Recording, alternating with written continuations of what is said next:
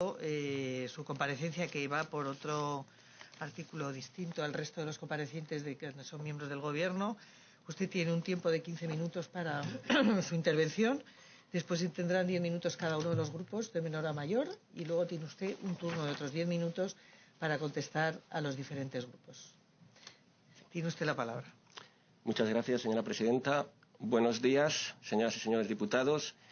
En primer lugar, queremos decir que para la Red Española de Filosofía y para mí mismo personalmente es un honor haber sido invitados a esta comparecencia y estar en la Comisión de Educación de la Asamblea de Madrid. Y agradecer igualmente al Grupo Socialista y al Grupo Podemos que nos haya invitado para poder hablar de la filosofía. Mi intervención va a tener tres partes. Una primera, explicar cuál es la situación actual de la filosofía con la LOMCE, con la Ley Orgánica de Mejora de la Calidad Educativa. Una segunda, que va a ser explicar por qué la filosofía debe tener un peso específico fundamental en los planes de enseñanza. Y una tercera, que es la propuesta que vamos a hacer. En primer lugar, la situación actual de la filosofía en la LOMCE es una situación de absoluta precariedad y de recorte. Diversos organismos internacionales, entre los que podemos citar a la Unión Europea, al Consejo de Europa, a la Organización de las Naciones Unidas y a la UNESCO, especialmente a la UNESCO, señalan que la filosofía es fundamental y es una necesidad de la enseñanza. De hecho, la misma UNESCO dice textualmente que la enseñanza de la filosofía debe mantenerse o ampliarse donde ya existe. Sin embargo, con la LOMCE, la enseñanza de la filosofía no solo no se amplía, no solo no se mantiene, sino que se reduce. En la anterior ley, la LOE, la Ley Orgánica de Educación, en la ESO, en la enseñanza secundaria obligatoria, había dos materias de filosofía: educación para la ciudadanía y ética. Actualmente, en la ESO, en la educación secundaria obligatoria, no existe ninguna materia obligatoria de filosofía. En la anterior ley, la LOE, filosofía y ciudadanía era obligatoria en primero de bachillerato e historia de la filosofía era obligatoria en segundo de bachillerato. En la actual ley, en la LOMCE, solamente existe filosofía en primero de bachillerato como materia obligatoria. Con lo cual, la filosofía, como ya he dicho antes, no se mantiene, la filosofía, evidentemente, no se amplía, la filosofía se reduce. Y lo que nosotros pedimos es que la filosofía, por lo menos, se mantenga. Y lo pedimos por las siguientes razones. Primera razón, una razón puramente legislativa.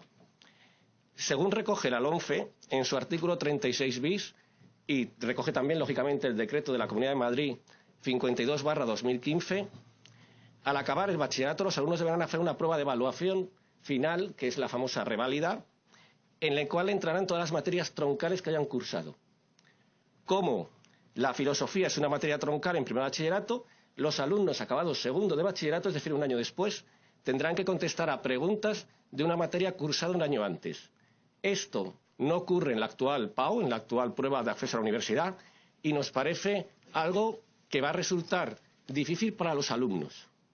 Además, en este tema, los alumnos de Madrid juegan en desventaja con alumnos de otras comunidades autónomas que sí han puesto, a través de materias de libre configuración autonómica, la materia de Historia y Filosofía como materia común para todos los bachilleratos.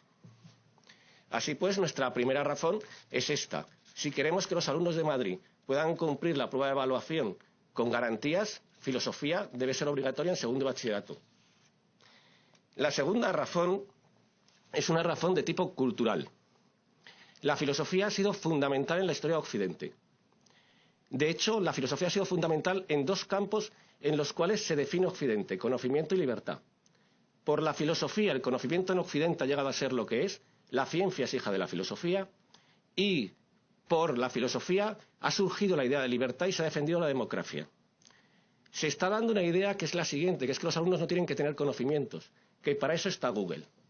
Esta idea, sin embargo, no tiene en cuenta un hecho que es lo que se llama el capital cultural previo, que es lo que los alumnos ya conocen porque lo han vivido en su ambiente familiar. Si quitamos filosofía, si quitamos la materia que ha sido fundamental en Occidente, lo que vamos a conseguir es que todo este capital cultural previo de conocimiento y libertad se pierda. Hay alumnos que en su casa solo ven Gran Hermano, no lo olviden. Segundo punto es hacia una pedagogía con la adolescencia. La filosofía tiene un efecto para los adolescentes en su desarrollo intelectual, en su desarrollo social y en su desarrollo afectivo y emocional. En su desarrollo intelectual, en cuanto que la filosofía es el reino del pensamiento abstracto absoluto y es el reino de la rigidez de la argumentación y de la precisión del lenguaje. En su efecto social, porque la filosofía lo que busca es un efecto en el cual se niegue la fácil identificación. La filosofía no quiere ser una socialización meramente, sino que quiere ser una socialización crítica. Y para ello es muy importante que los alumnos la ejerzan durante por lo menos un curso en la ESO y 2 cursos en bachillerato. Si tenemos miedo, y con razón, al auge de ciertos movimientos totalitarios que se están generando en Europa, la filosofía es un remedio para ellos. Y por último, en el desarrollo afectivo y emocional, la filosofía lo que ayuda es a que el pensamiento surja como mediación entre la realidad y las emociones. Hay que tener cuidado con un canto hacia las emociones absoluto. El pensamiento es fundamental. Y eso ha sido también la historia de la filosofía. La primera pregunta que se hicieron para que surgiera la filosofía, que no hay que olvidarlo, surge contra el mito, es preguntarse por qué. Y esa pregunta no es emotiva, es intelectual. Por último, lo que queremos también decir es que la filosofía es fundamental para una sociedad democrática. La democracia son ciudadanos autónomos y críticos. Y el reino de la autonomía y del pensamiento crítico es la filosofía, como ya señaló Kant, con su lema sapere aude, atrévete a pensar. Podemos decir que la democracia es el modelo social de la filosofía. Por lo tanto, por estas razones que hemos expuesto, la filosofía es una necesidad en el currículo, tal y como ya hemos señalado, también cree la UNESCO. ¿Cuál es nuestra propuesta entonces?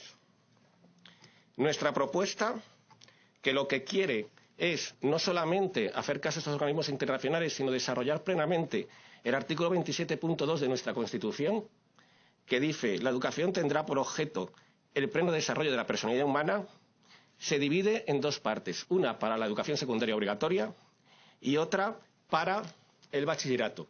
Y es una propuesta perfectamente factible, puesto que se está realizando en otras comunidades autónomas de España. Como los grupos ya tienen nuestra propuesta, nos hemos reunido previamente con ellos, voy a resumirla brevemente para no alargar innecesariamente esta comparecencia. En la educación secundaria obligatoria nos resulta directamente inadmisible que un alumno pueda acabar toda la educación obligatoria en España sin haber cursado nunca ninguna materia de reflexión moral o social dentro de la filosofía, tal y como puede ocurrir actualmente con la LOMCE. Por lo tanto, lo que pedimos es que en cuarto de la ESO haya una materia nueva y común, que la imponga la Comunidad de Madrid, que se llame Ética y Educación Cívica, y que se dé en ambas modalidades, tanto en el cuarto de la ESO académico como en el cuarto de la ESO de enseñanzas aplicadas.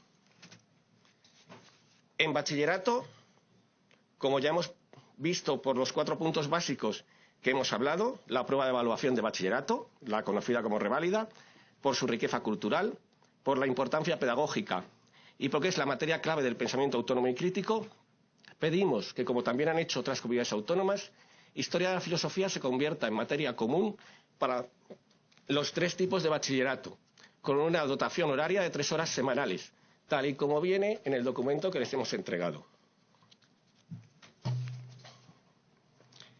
Por último, y ya para finalizar, debo decir que resultaría muy ingenuo y muy pretencioso por mi parte que mis palabras fueran las que acabaran esta comparecencia.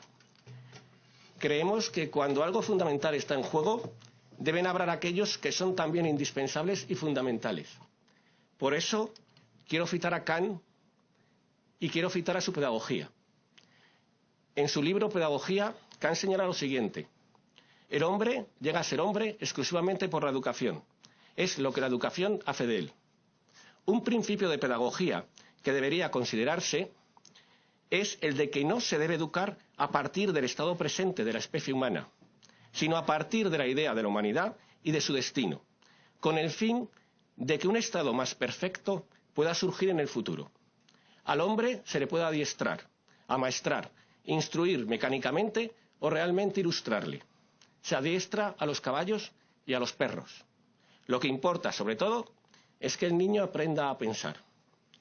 Si queremos que el fin de la educación, y aquí ya deja de hablar Kant y volvemos a hablar nosotros, sea que los niños aprendan a pensar, que la educación sirva para un estado más perfecto en la construcción de la humanidad, Entonces, salvemos la filosofía también en la Comunidad de Madrid. Muchas gracias a todos.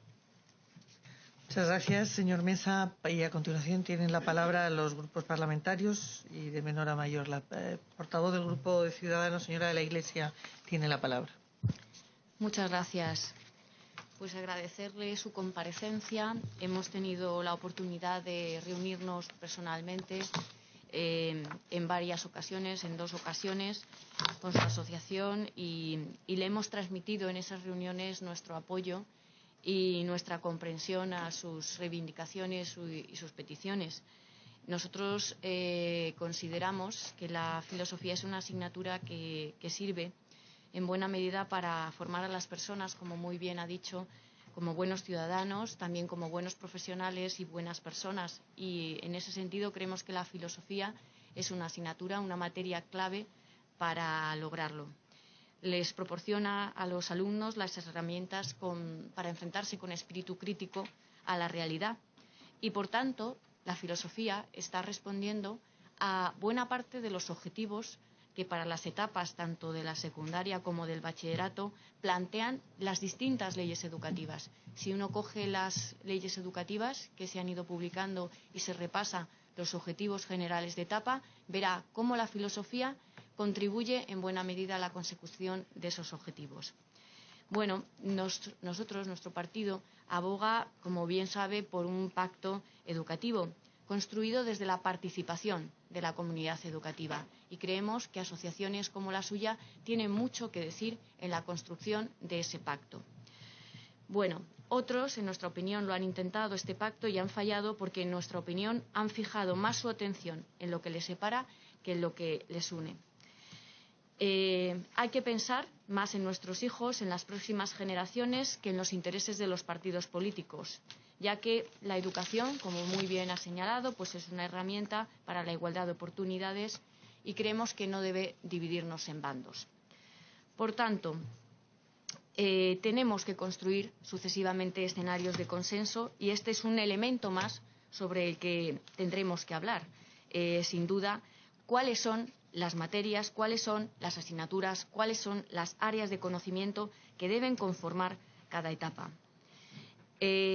Tal planteamiento debe partir, además, de la consideración de que en cada etapa el alumno ha de desarrollar una serie de competencias básicas y del hecho de que todos los alumnos deben gozar de los mismos derechos y derechos con independencia del lugar en el que estudien. Es una de las cosas que ha señalado usted precisamente en su intervención. La situación de desigualdad que en la configuración de estos nuevos itinerarios educativos resulta al no cursarse de manera obligatoria la filosofía en segundo de bachillerato y entonces tener una distinta preparación para enfrentarse a pruebas de evaluación externo. Creemos que este eje es vertebrador de la igualdad y es el que permitirá la movilidad del alumnado entre distintas comunidades autónomas y también la que garantiza la validez de los títulos académicos. Luego, uno de los aspectos más importantes en el que tenemos que llegar a acuerdos es sobre esa configuración del currículo, las materias que son básicas, las que tienen que ser troncales y esenciales. Bueno, nosotros le hemos planteado una serie de preguntas porque creemos que el tema sobre el cual iba a comparecer es fundamental y que en buena medida han sido respondidas, ¿no? Porque le preguntábamos cuáles son las principales demandas del colectivo al que representa.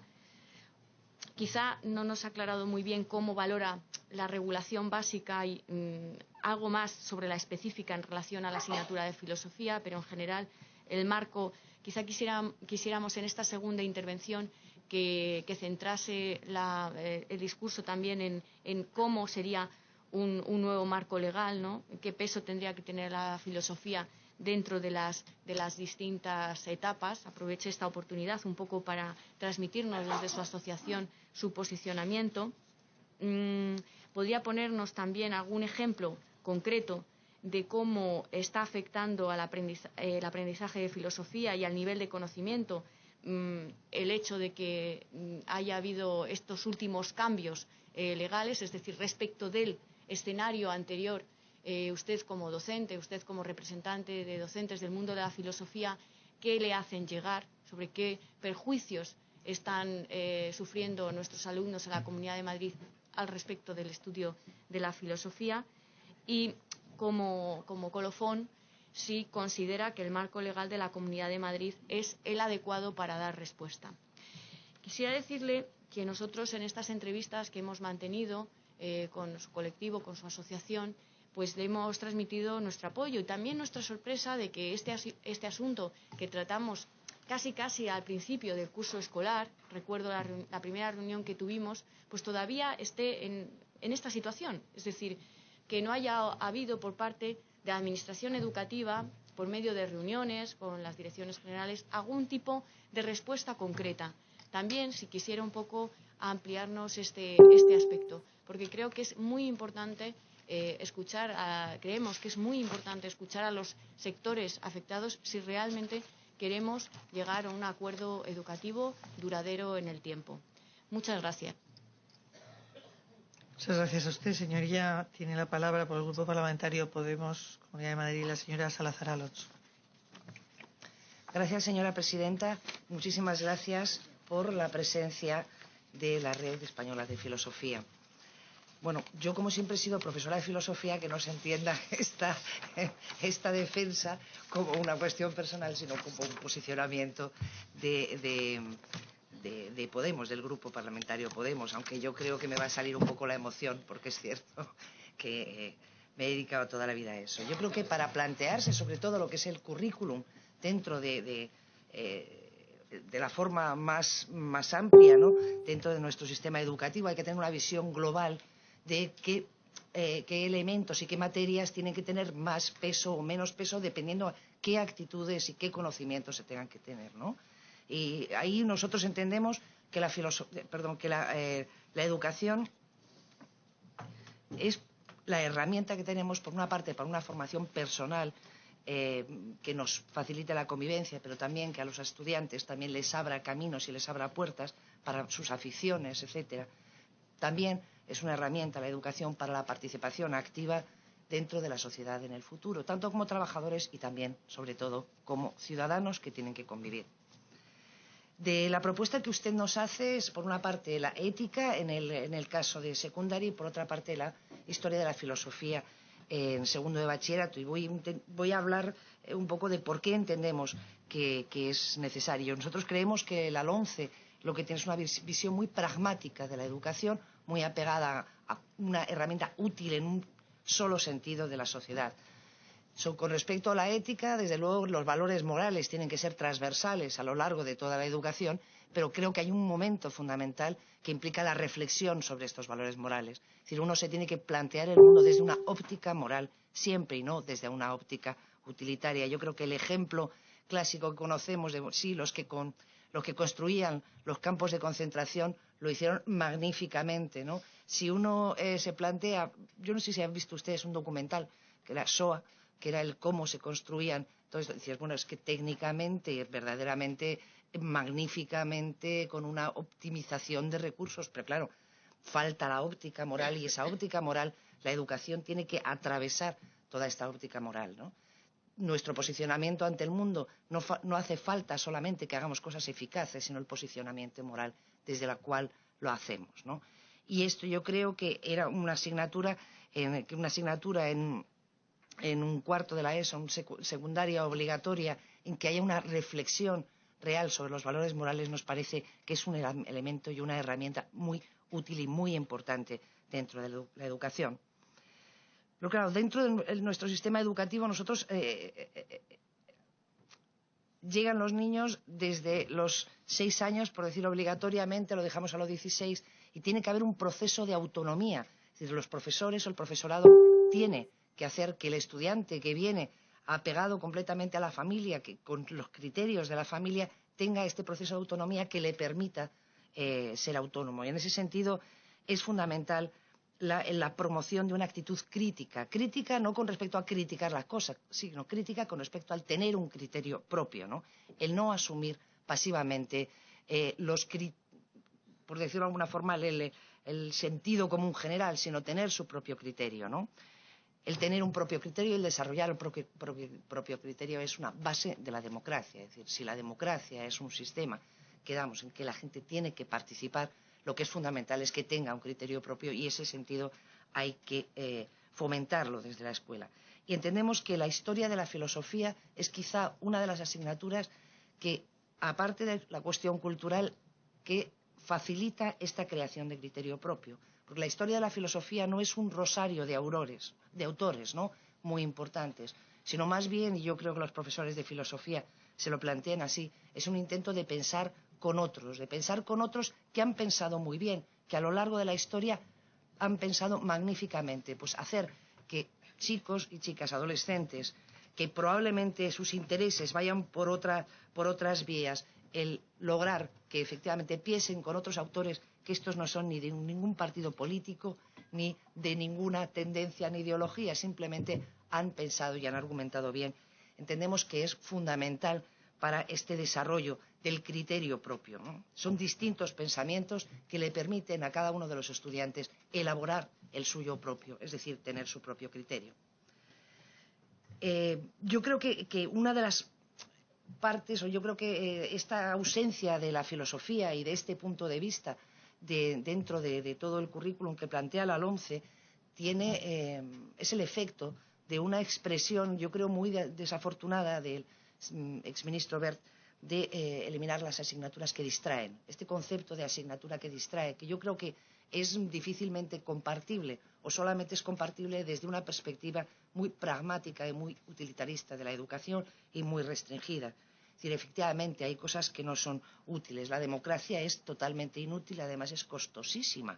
La libertad es también inútil y es costosísima. Es decir, no solamente debemos plantear la educación desde los planteamientos utilitaristas, sino de planteamientos de formación muchísimo más amplia.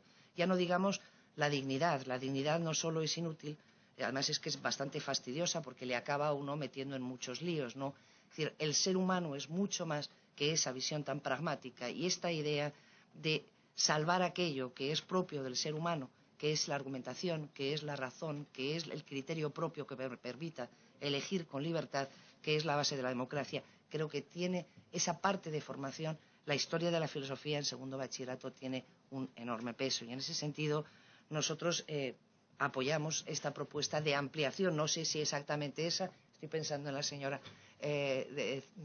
la portavoz de Ciudadanos, pues hay que llegar a un consenso, pero efectivamente que el peso de la filosofía, tanto en bachillerato como en el secundario obligatoria, exista este peso importante, tanto en formación moral como en formación de la autonomía crítica del estudiante, nos parece fundamental y muchísimas gracias por su propuesta. Muchas gracias, señoría. Por el Grupo Parlamentario Socialista tiene la palabra la señora Pardo. Gracias, presidenta.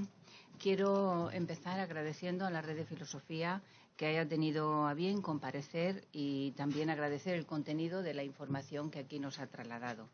Mi grupo pidió esta comparecencia porque queremos conocer a fondo lo que puede suponer para los jóvenes, chicos y chicas, que en el futuro no cursen filosofía en la ESO y solo lo hagan en primero de bachillerato.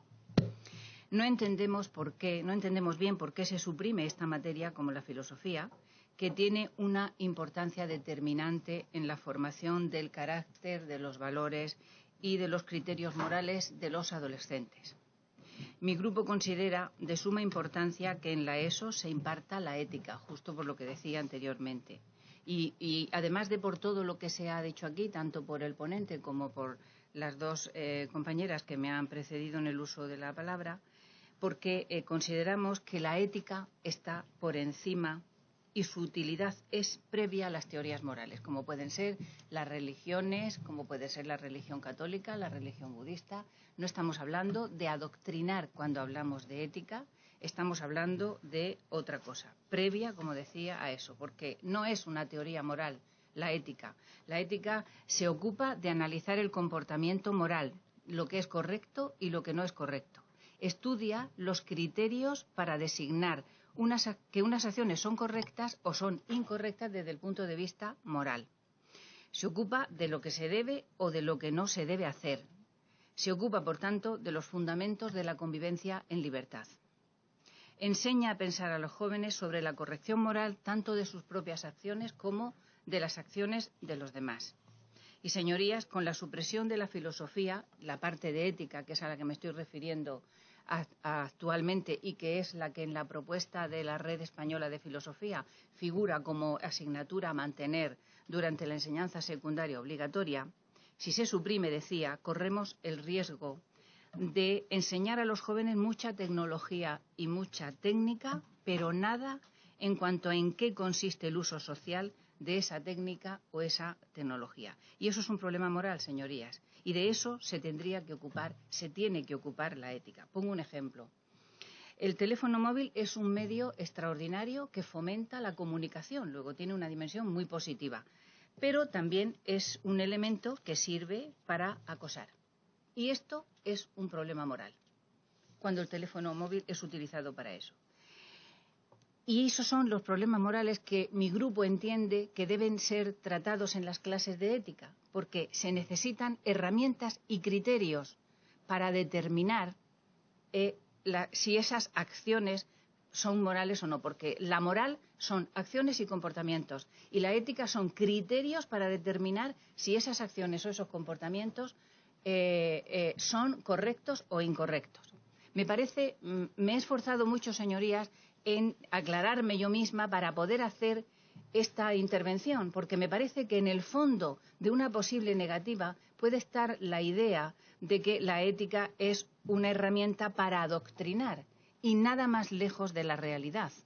Es previa, como decía, a los posicionamientos políticos o a las distintas teorías morales, como en este caso son las religiones. Es indispensable para analizar y para distinguir entre civismo y vandalismo.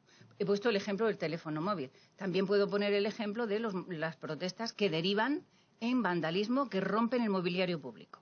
Bueno, eso tiene que ser necesariamente tratado en la escuela. Y en la escuela es donde se le tiene que dar a los jóvenes herramientas para que distingan, para que salgan no pueden salir sin ningún tipo de criterio moral que guíe su conducta en la vida, porque solo encontramos que esa es la fórmula para hacerlo. Es, en definitiva, la herramienta para organizar la convivencia en la sociedad. Quienes se oponen a eso deberían, porque yo parto de la base de que la inquietud que nosotros tenemos la tiene la mayoría de los ciudadanos, la inmensa mayoría. Quienes se oponen a eso, a que se dé ética en la educación secundaria obligatoria, tendrían que explicar cómo entonces se van a tratar estas cuestiones. ¿En qué ámbitos, a través de qué materias, o si consideran que no es en la escuela ni en la formación donde estas cuestiones y estas herramientas se tienen que dar a los y las jóvenes? Bueno, en definitiva, quiero ir terminando diciendo que mi grupo queremos manifestar nuestra voluntad de conseguir un consenso entre todos los grupos para que hacer los cambios legislativos que sean necesarios para conseguir que la filosofía siga siendo una asignatura obligatoria, en este caso la ética, en la ESO. No olvidemos que hay muchos jóvenes que después de la ESO no siguen haciendo el bachiller, por lo tanto, estos no tendrían esas herramientas que le daría para discernir entre lo correcto y lo incorrecto la ética y que cada vez más van a ser los que van a verse privados de esta enseñanza y, por lo tanto, de esta herramienta tan útil para conducirse en la vida. Muchas gracias. Muchas gracias, señoría. Por el Grupo Parlamentario Popular tiene la palabra el señor Peral. Muchas gracias. Yo también quiero dar la bienvenida al compareciente y agradecerle la reunión que tuvimos el otro día junto con la diputada doña Elena González Muñoz, en la que él pudo comprobar que gran parte de sus reflexiones son compartidas con nosotros, lo que no quiere decir que lo que propone sea inmediatamente admisible. Le voy a añadir también mis propias reflexiones. Hay dos formas de enfocar esto. La primera, que para mí es la verdaderamente más importante, es el nivel, el relieve, la importancia que debemos dar a la formación humanística en la enseñanza secundaria. Hay enormes lagunas en los alumnos que terminan la secundaria en los últimos 10, 15 años, y no solo en filosofía, hay enormes lagunas en historia, en geografía, en historia del arte, unas lagunas que nacen pues de unas concepciones que no se derivan precisamente de la LOMCE, sino de las únicas leyes que se aplicaron durante muchos años aquí, que son las leyes promovidas por el Partido Socialista y apoyadas por la izquierda política y pedagógica. Unas lagunas que nacen en primaria con la asignatura deleznable del conocimiento del medio comarcal. Una de las cosas buenas de la LOMCE, y para mí tiene muchas, aunque también tiene cosas mejorables, porque nosotros no consideramos que cuando hacemos una ley escribimos en letras de bronce que no pueden ser modificadas, al contrario de lo que se nos dijo cuando se intentó modificar la LOE y se nos dejó bien claro que no se podía tocar una sola coma de la misma. Bien, pues una de las cosas buenas que tiene la LOMCE es la modificación del artículo 17 de la LOE, de forma que en primaria los alumnos reciban enseñanza, aprendan los aspectos fundamentales de la historia, de la geografía, de las ciencias sociales, de las ciencias naturales y de la cultura. Dentro de algunos años, y yo confío que esta ley no sea modificada, o al menos no sea modificada en este aspecto, tendremos alumnos que terminarán la primaria con una mejor preparación humanística y que entren en la secundaria en mucho mejores condiciones que las que encuentran, que aquellas en las que entran actualmente para aprender, entre otras cosas, filosofía. Y aquí viene el segundo argumento. El segundo argumento es utilitarista, ¿es verdad? Es decir, estudiando historia de la filosofía en segundo de bachillerato, se prepara mejor la evaluación final de bachillerato, una de cuyas pruebas va a versar sobre la asignatura de filosofía troncal en primero de bachillerato. Bueno, muchos colegios, y yo tengo una hija que está ahora va a empezar segundo de bachillerato, pues está recomendando a los alumnos que opten por esta asignatura porque así prepararán mejor la evaluación. Bueno, es un argumento para mí de menos peso que el anterior, pero que en mi caso es un argumento que yo puedo esgrimir.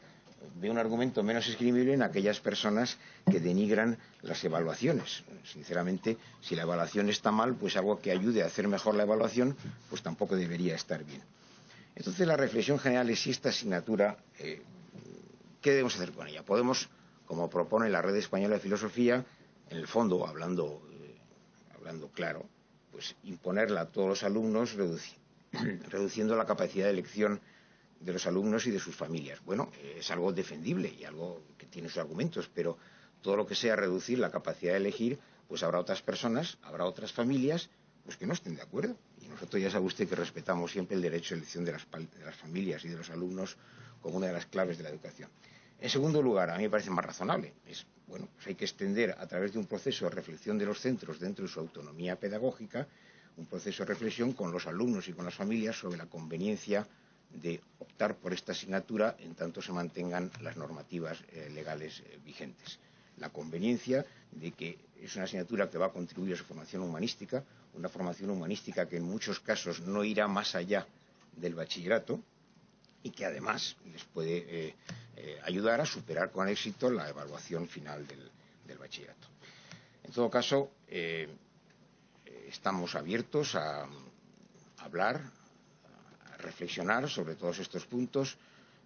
No me parecería mal que los centros propusieran a la Comunidad de Madrid pues que esta asignatura pues fuera una de las de libre configuración autonómica y lógicamente la Comunidad de Madrid pues adoptará la decisión adecuada en función de las disponibilidades de horario, disponibilidades de personal, etcétera.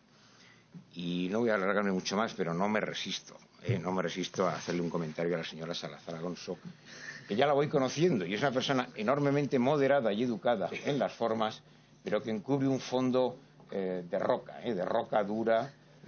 dura comunista, por usar el término de moda, de roca dura, y que ha dicho, pues como poniéndolo, no en palabras del exministro Ver, sino bueno, alguien ha dicho que la democracia es algo inútil y costosísima y que la dignidad también es algo inútil. Oiga, ¿quién defiende esto? ¿Quién ha dicho? No, déjame terminar, perdón. ¿Quién ha dicho esto? Yo le aseguro que, desde luego, no el ministro Wert, a quien conozco de los 19 años cuando coincidimos en la misma compañía en la granja, en el servicio militar.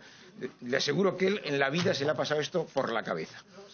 Pero, no puedo evitar pensar que donde sí hay personas que consideran que la democracia y la dignidad es algo inútil, es en otros países, es actualmente en Venezuela. Hay personas que probablemente piensan que la democracia es algo inútil. Y probablemente hay también bastantes personas en Cuba que lo piensan. Y desde luego hubo muchas personas en países gobernados por regímenes comunistas que no es que lo pensaran, es que lo pusieron en la práctica.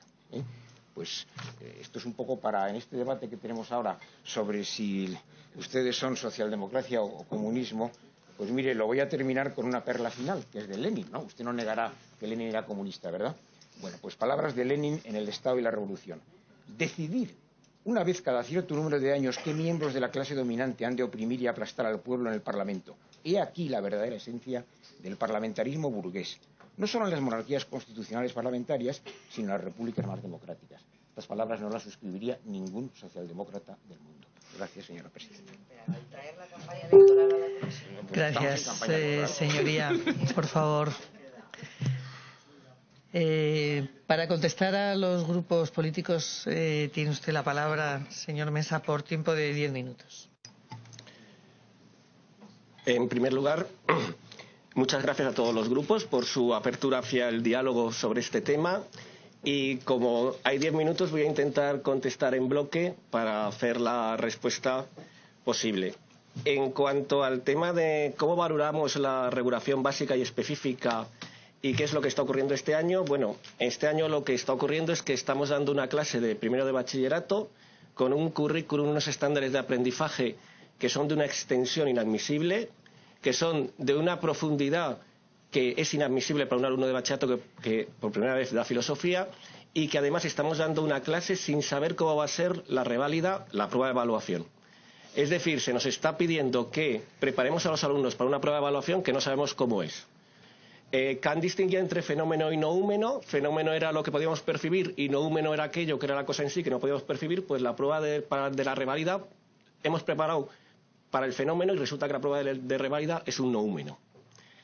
En cuanto al tema del peso horario, es lo que hemos puesto en la petición a los diversos grupos. Pediríamos 2 horas para ética en cuarto de la ESO, porque como muy bien han señalado los portavoces de Podemos y del PSOE, es una materia fundamental. Sería la única materia de reflexión moral que existiría en toda la educación secundaria obligatoria.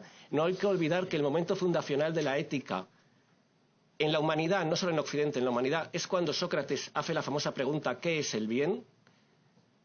Y entonces eso es ética. Ética no es una asignatura dogmática. Ética no pretende que los alumnos salgan pensando determinados contenidos, sino que los alumnos salgan pensando, que es lo fundamental. Es decir, es la creación de aquello que la Ilustración señaló como el fondo de toda democracia, que son ciudadanos críticos y autónomos.